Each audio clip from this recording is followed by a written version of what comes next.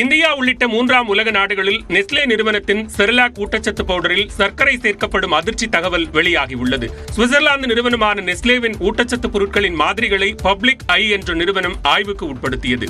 இதில் இந்தியா, தென்னாப்பிரிக்கா, எத்தியோப்பியா உள்ளிட்ட மூன்றாம் உலக நாடுகளில் நெஸ்லே பொருட்களில் ஒரு ஸ்கூப்பில் சராசரியாக 1.6 முதல் 6 கிராம் அளவுக்கு சர்க்கரை அல்லது தேன் வடிவில் இனிப்பு சேர்க்கப்படுவது தெரியவந்தது.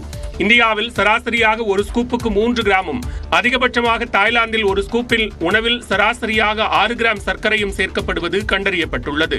செர்லாக் டப்பாவின் மீது உள்ளடக்கத்தில் சர்க்கரை சேர்க்கப்படும் தகவல் குறிப்பிடாத நிலையில் அது சேர்க்கப்படுவதாக வெளியான தகவல் அதிர்ச்சியை ஏற்படுத்தியுள்ளது. இதே நெஸ்லே நிறுவனம் பிரிட்டன் மற்றும் ஜெர்மனி போன்ற வளர்ந்த நாடுகளில் விற்கும் பவுடரில் சர்க்கரையே சேர்ப்பதில்லை என்பதும் உறுதி செய்யப்பட்டுள்ளது.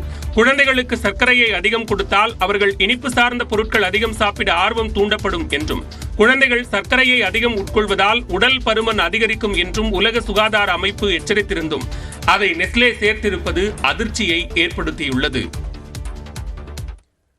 தமிழ்நாடு முழுவதும் 1,58,000 வாக்குப்பதிவு இயந்திரங்கள் தயார் நிலையில் இருப்பதாக தலைமை தேர்தல் அதிகாரி சத்யபிரதா சாஹூ தெரிவித்துள்ளார். மூத்த குடிமக்கள் மற்றும் மாற்றுத்திறனாளிகள் வாக்குப்பதிவிற்கு செல்ல இலவசமாக வாகன வசதி செய்து தரப்படும் என்று கூறினார். தமிழ்நாட்டில் உள்ள 39 மக்களவைத் தொகுதிகளுக்கு நாளை ஒரே கட்டமாக வாக்குப்பதிவு நடைபெறுகிறது. இதனையொட்டி சென்னை தலைமைச் செயலகத்தில் செய்தியாளர்களை சந்தித்த சத்யபிரதா சாஹூ, தமிழ்நாட்டில் 68,321 வாக்குச்சாவடிகள் அமைக்கப்பட்டுள்ளன என்றார். மேலும் 86,858 விவிபேட் இயந்திரங்கள் பயன்படுத்தப்பட உள்ளதாகவும் சத்யபிரதா சாஹூ தெரிவித்தார். நாளை காலை 7 மணி முதல் மாலை 6 மணி வரை வாக்காளர்கள் வாக்களிக்கலாம் என்றும் அவர் கூறினார்.